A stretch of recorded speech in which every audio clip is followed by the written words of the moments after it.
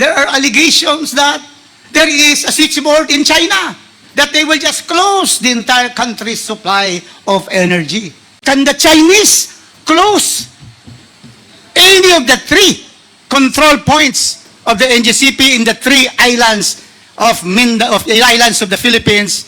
Yes, sir. They cannot control the power system of the Philippines with a single button. So, Mr. Chairman, with all these testimonies in this committee, what are we talking about? What are we talking about? What do you want to do with NGCP? Mr. Chairman, if there's anything Congress will do, it is to give due process to everyone who comes here, and we follow the law and we follow the Constitution. Constitutional. It is stated, the chairmanship of the NGCP by a Chinese citizen violates the Constitution. I will now read to you, Mr. Chairman, the exact provisions of Section 11, Article 12. That is on franchises. It states, Mr. Chairman, the participation of foreign investors in the governing body of any public utility enterprise, such as NGCP, shall be limited to their proportionate share in the capital. And all the executive and managing officers of such corporation or association must be citizens of the Philippines. This is what is referred to by some of our members. SEC, can you please tell us whether chairmanship of any board is an executive or managerial position?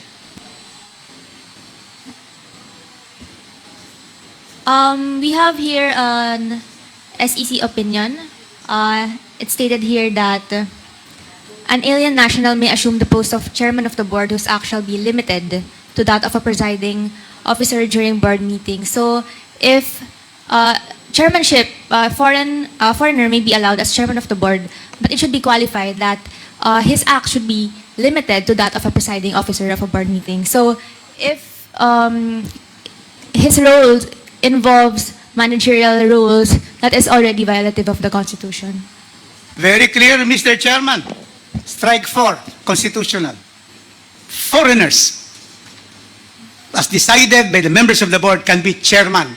There are some limitations, but precisely, Attorney Malyari said that he presides, and normally presiding officers do not vote. Mr. Chairman, clearly, the SEC has stated that foreigners, even minority foreigners, can be elected chairman as long as they preside. ERC, did you find any violation? Right now, you're not the new ERC. Did you find any violation of a Chinese being chairman of the NGCP? Mr. Chair, we have not, that is not part of the reset, so we have not evaluated that. With the request of Congressman Kimbo earlier, we will include it in our report once we study the shareholder structure as well. Well, you have to be guided by the proceedings of the Constitutional Commission. That certainly membership in the board and chairmanship is not an executive or managerial position. And there are many other companies which have foreigners as chairmen. So your answer is that nobody has questioned this with you, correct? Has anybody filed a case against NGCP for the removal of this Chinese chairman? Has there been a case filed? None, Mr. Chair. How about the old board? I would like to hear Commissioner Maceda. Has there been a case filed in the ERC, you being the regulatory body, that says that, this Chinese should be ousted because it's not allowed by the Constitution? Has there been a case?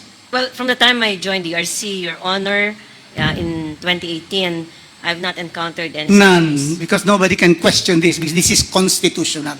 So clearly, fourth issue, which had been ventilated, Mr. Chairman. Okay, and now, going to the BIR, to the issue back on taxes. Oh, where's the BIR?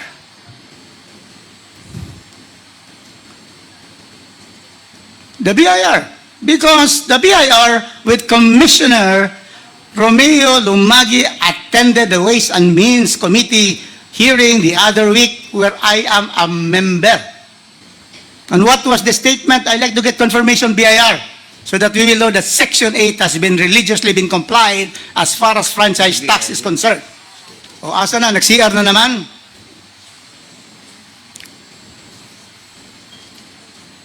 Well, without waiting, Mr. Chairman, I have here the revenue RMC 124 that was submitted. The answer to the question of violation of the franchise tax provisions, the answer of Chairman of Commissioner Romelo Mage is that the NGCP is fully compliant with the payment of all franchise taxes. You see? So now I go to the last point, Mr. Chairman, constitutional. Now, the issue now, and I'd like NGCP to answer this. The issue now is national security. That because the Chinese own 40%, there are allegations that there is a switchboard in China, that they will just close the entire country's supply of energy. Mr. Chairman, national security is not found in the Constitution. National security is provided for by words like national interest, economic development, socio-economic solidarity. National security is not there.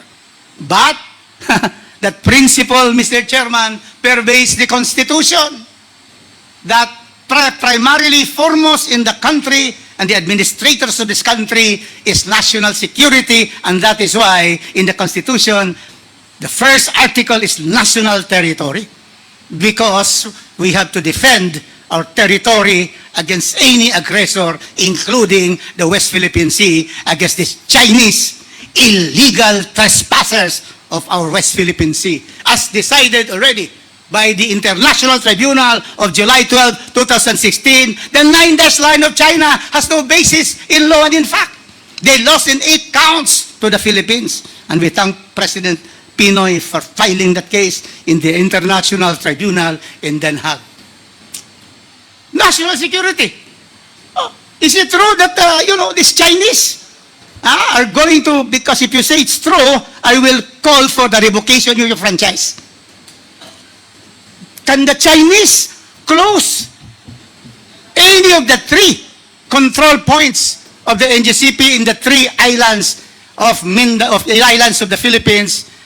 My island, the land of unfulfilled promise, Mindanao, the promise of the interconnection has been done. That's why I'm grateful. We will know.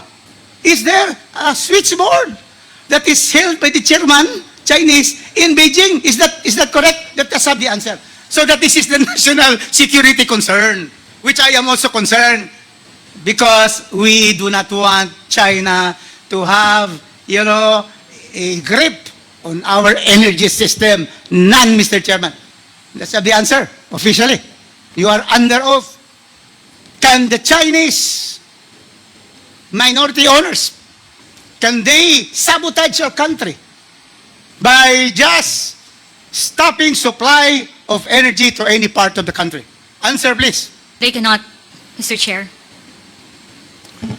Also, the answer of Mr. You're a lawyer like me, so let's give it to the more technical ones. Come here, Mr. Aguilar. Sometimes us lawyers would tend to, know everything, but this is something that is pertaining now to national security and the fact that these Chinese can never come to one of your control system site and go there and turn off the grid in Luzon, or go to the Visayas, or come to the city of Golden Friendship, my city of Cagayan de Oro, to be able to stop the supply of electricity in Mindanao. Can you now explain to us under oath what is the situation? Can they do it? Yes, sir. They cannot control the power system of the Philippines with a single button. Yes, sir. Any switchboard or control being held by people in Beijing or even in Guangzhou, nearer to us, that they can, interfere in the supply of energy in the Philippines? None. None, sir. And if they try to come to the 3 points, are you going to shoot them, which I suggest, to sabotage our supply? Will you do that, Mr. Aguilar? Do you have a gun? He's Mr. Agustin. Mr. Agustin. Oh, I may not... Will you allow a Chinese like me, singkit looking, Yes, to sir. go there and then, disperse with the 3-man team and then put a button that will stop supply in Luzon? Can that happen? We will not allow that to happen, but I think we will not shoot them, sir.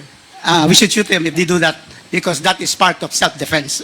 So, Mr. Chairman, with all these testimonies from, first, the ERC, second, the SEC, third, the BIR, through my statement, and the NGCP. So, Mr. Chairman, in this committee, what are we talking about? What are we talking about? What do you want to do with NGCP? It has complied with all of the requirements of the franchise. It has complied with the Constitution. So that is what the question is, but you don't have to answer. Because that is the prerogative of the Committee on Franchise to look into all the franchises of this country and be able to evaluate their performance and have even a motu proprio investigation. So thank you so much for Thank the you very opportunity, much. Mr. Chairman. Again, Cagayan de Oro and Mindanao is thankful for the interconnection of our lines to the Visayas and to Thank you Mindanao. very Thank you. much. The Umani naman ito ng iba't ibang reaksyon mula sa ating mga netizens. Ayon kay Tony Fortune, kung violated ang Constitution then cancel the franchise, pero kung wala naman, pag-usapan ng maayos na walang dramahan. Pahayag naman ni Juanita Umanog, Congressman Rufus, pag may nangyari at huli na ang lahat, kaya mo bang ipagtanggol ang bansa? Kanino ka ba panig sa Chinese o sa Pilipino? At ito naman ang saloobin mula sa ating kababayan na si Christopher de la Ruz. Ito ang dapat ang maging senador matalino at hindi puro pasikat lang ang alam. Tama naman ang sinabi niya at walang nilabag ang his dahil nag-comply sila. Mga kababayan, feel free to comment below para maglabas ng saloobin sa balitang ito.